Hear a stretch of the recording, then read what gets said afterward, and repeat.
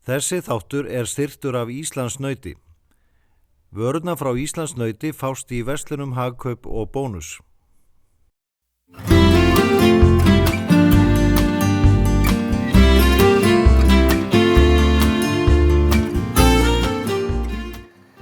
Komið sælir áhorfendur Hringbrautar og velkomin í þáttinn Grillspaðinn. Í þessum þáttum þá grillum við með þekktum Íslendingum og það var margir góði gestir verið hérna hjá mér undanfarna miðvikudaga. En í dag hef ég fengið alveg sérstakan gest og það engin annar en hamborgarakóngur Íslands og grillunandinn Tómas Á. Tómasson. Blessaður Tómas. Já, sæll félagi. Og velkomin á staðinn. Já, takk fyrir að bjóða mér. Heiður og ánægja að fá þig. Já, gott. Ég þarf nú varla að spyrja hvað þú ætlar að elda fyrir okkur í dag. Já, alltaf sé ekki eina sem ég kann. Eina sem þú kannt, já. Hamborgari. Hamborgari, sko. Já. Heyrðu, já, þú ert búin að vera að steikja hamborgara í eitthvað á 4. áratug, er það ekki? Jú, má segja, sko, svona opinberlega þá hófst þetta í 1980 þegar ég stóð að opnun hamborgarastað niður á Laugavegi sem heitir Vinnís. Það var svona testmarket, má segja. Því var olnbogarinn í vatnið og í beinum sambandi því þá opnuðum við tóma hamborgara í mars 1981. Og náðu þér að selja 1.000.000 hamborgara sem frægt var? Já, ég sagði þegar við opnuðum ég ætla að selja annað hvort 1.000.000 hamborgara eða 3 ár og það eiginlega hélst í hendur að 3 ár og 1.000.000 hamborgara þá á sama tíma.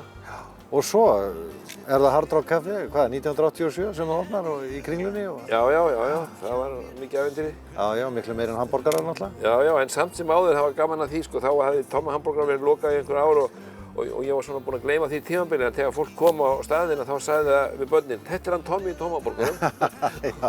En nú ertu kallaður sko Tommi á búlunni og nú búlan ekki bara á Íslandi, hún komin víða. Já. Þú ert að opna bara hvert landið á fætur öðru? Já, það svona í samstarfi við aðra oftast. Við opnuðum fyrst í London 2012 og það gekk mjög vel og það var svona pop-up, við fengum að vera í einhverjum stað sem hafði verið lokaður í marga mánuði og bara til að pröfa og það bara fengum góða móttökur og í beinum framhaldi af því opnuðum við stað alvöru stað sem ennþá opinn og svo Berlín og Kaupmannahöfn og núna síðast í Malmö. Já, í Malmö og ekki eitthvað Oslo líka? Jú, Oslo tilbúið til opnunar, það verður bara að bíða eftir rekstrarleyfi, þannig að það ætti að skeða núna næstu vikum. En í þessum löndum getur þetta náttúrulega ekki heitið Búlan. Þeir myndi ekki skilja það. Nei, við ákváðum að kalla það Tommy's Burger Joint. Já. Í staði fyrir Tommy's Hamburgers eða eitthvað, það var svona, Heyrðu, en Tómas, nú ætlum við að snúa okkur að þessu, sko. Þú ætlar að gera meira en bara að steikja hamborgara. Þú ætlar að sýna okkur hvernig þú lagar þetta bara alveg frá upphafi. Já, ég kom hérna með nautahakk. Og hérna ég ætla að sýna ykkur hvernig við gerum þennan borgara sem við erum að selja hérna erlendis, þennan búlluborgara þar eða Tommy's Burger Joint, hérna hamborgara og sem úr nautahakki og við notum alltaf það sem kallað UN1 nautakjöt, helst svolítið feitt, 20% fita því að hérna raunverulega kemur bragðið úr fitunni. Í Ameríku segja þeir sko no waste, no taste og sumstaðar nota þeir ekki einu sinni krydd af því að það kemur svo gott bragð úr sjálfri fitunni fyrir utan það hvað getur verið mýgra. En hver borgari svona cirka 150 gram. Það ekkert annað. Og ég ætla að gera það núna í dag. Þetta spennandi mál. Tómas setti á sig hvíta gúmmíhanska og undirbjó nú hamborgarana úr úrvalsnautahakki og valdi að forma þá í stærðinni 150 gram. Þetta ekki heilug stærð og má vera stærri eða minni, allt eftir smekk hvers og eins. Nú Tómas, það eins og þegar verið að grilla stórsteikur, það þarf alltaf að vera klárt allt meðlæti. Því ekki tætt að fara inn í eldhús og fara að ná í það eftir á. Og nú fer að hamborgarnir bráðum á grillið, en hvað ertu með hérna? Þú ert að undirbúa eitthvað? Já, ég ætla bara að hafa þetta eins og þetta á búlunum hjá okkur, bæði á Íslandi og erlendis. Við notum bara svona venjulegt svona kál, svona lettuskál. Við hérna, það nú smekksatriði hvað menn setja mikið á borgarana. Við hérna notum síðan bufftómata. Bufftómata? Já, þeir eru amerískir. En svona höfum við þetta tilbúið á öllum búlunum, bara við hliðin á steikarpönnunum. Og þetta sem sagt icebergsalat, bufftómatur. Síðan rauðlaukur sem við Þú gerir mun á rauðlauk og venjulegum ljósum lauk? Rauðlaukurinn örlítið sætur, það svona passar vel við hamborgara. Já. Það er gjarnan sem viljan og það er svona gjarnan að fólk sleppur lauknum almennt, sko, hvort sem hann rauður eða ekki. Síðan erum við með hérna heiluga þrenningu, fyrir ekki orðbragðið. Það er hérna Dijon sinnep sem við setjum hérna örlítið svona rönd. Svona, ekki of mikið. Nei, þetta er bara smá. Já. Þetta er svo sterkt náttúrulega. Sko, í staðinn fyrir að blanda þessu saman í sósu, þá höfum við þetta svona þannig að þegar þú borðar, þá finnur ekki alltaf bragðið af sinnepinu. Það kemur svona inn svona svolítið eins og fiðla í klassískri músík, svona öðru hvoru. Okay. Og svo bara er hérna venjuleg tómatsósa. Við notum Heinz, en það má nota hvað sem er, sko, jafnvel Vals tómatsósa, hún er mjög góð. Dreifa þessu vel, þannig að það komi tómatsósa í hvern bita og svo er það bara venjulegt majónes. Já, þetta er svona eiginlega uppistaðan í koktelsósunni, sko. Það er það raunverulega, það kemur öðruvísi út þegar maður setur svona í sikkurlagi, þá finnum maður svona aðeins svona tilbrigði, sko. Og þetta er bara kittið, bara tilbúið inn í hamborgara. Já, svona erum við bara með þetta tilbúið við hliðina á öllum steikapönnunum og erum enga stund að setja saman hamborgaran. Og það sem er eftir eftir á er bara osturinn. Við notum amerískan jurtaost sem passar mjög vel við hamborgara. Já. Og en ekki það að íslenski osturinn sem þeir eru með er alveg frábær líka, sko. En segðu mér með brauðin, ég segi að þau eru hérna til hliðar klár líka. Þau eru ekki með sesamfræjum eða er það? Nei, við ákváðum það þegar við opnuðum fyrir 11 árum að vera ekki með sesamfræji. Þetta var búið að vera hamborgarbrauð með sesamfræji áratugi, sko. Og núna er verið að auglýsa þetta hægri vinstri bara sesamfræjlaus hamborgarbrauð til sölu. Og gæðabakstri. Tómas, þetta er eiginlega bara tilbúið. Nú ert þú eiginlega klár að fara að dempa hamborgarunum á grillið. Já, það er ekki til reyna að bíða. Tómas valdi að grilla á gasgrilli frá Napoleon og gat þessi að prenta að kolagrill væri tilvalið í heimahúsum, en á búllinu notuðust þeir við gasgrill.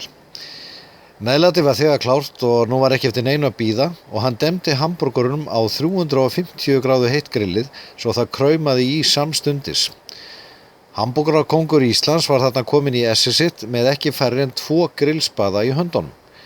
Hann mælir enda með því við alla þá sem grilla hamborgara á útigrilli. Tómas, þá er komið að því að snúa, er ekki? Jú, við látum okkur bara hafa það. Það er ágætt að hafa það svona svolítið medium rare, þannig að við erum ekki að steikja of mikið.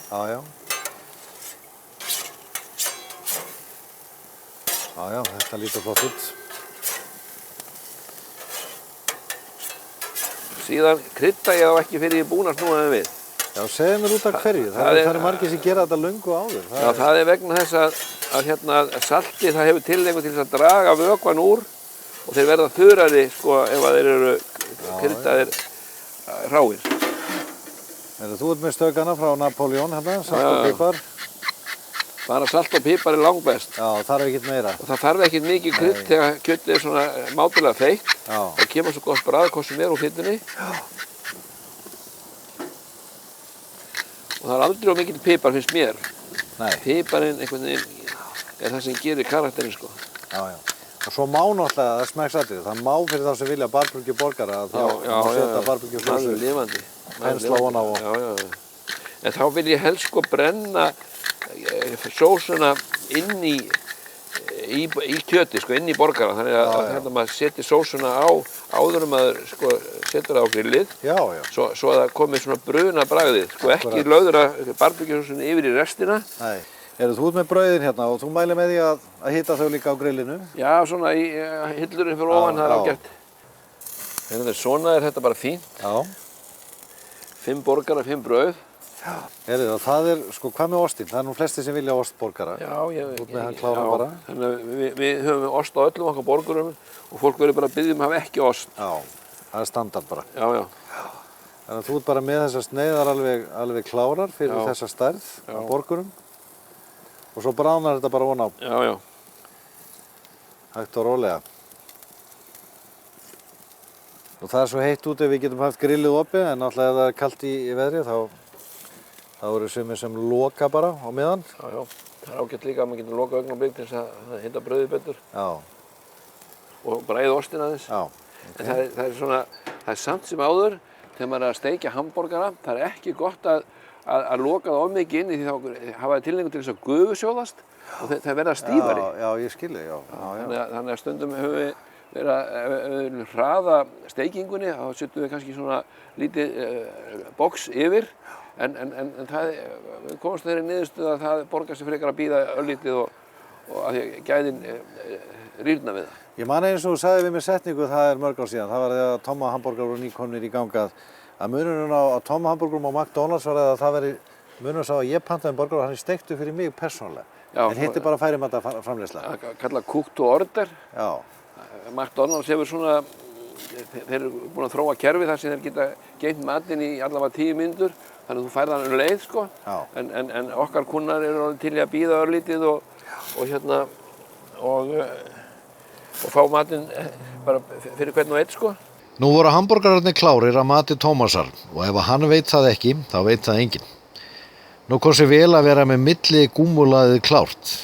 En svo við rifjum það upp þá útbjóð Tómas salatblað, lagði ofan í það veglegan tómat, þvína streifði hann örlittum rauðlauk yfir og smurði svo loks með hinni heilegu þrenningu eins og hann kom sjálfur á orði, það Dijon sinnepi, tómatsósu og majónesi.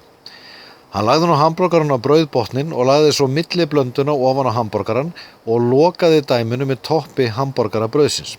Frekar einfalt fyrir Tómas en lærdómsríkt fyrir okkur hinn. Þegar allt var klárt pakkaði Tómas hamborgarunum inn í þar tilgerðan pappír eins og vanir að gera á öllum hamborgarabúlum Tómasar áður en gestir fá hamborgarana sína afhenta yfir borðið. Þá ert þú búinn að snögglaga 5 hamborgara og ég eins og hef sagt áður, ég fæ vatn í munninn og við Friðþjófur hlökkum til að borða þetta á eftir. Áhorfendur verða náttúrulega bara sjálfir að reyna að læra eitthvað af þér en það eitthvað sem okkur vantar með þessu, við erum að drekka eitthvað gott með þessu. Já, það passar vel að drekka með þessu Coca-Cola. Coca-Cola? Það bara hamborgar og kók, það bara þjóðar. Þekktasta vörumerki í heimi. Já, ég segðu.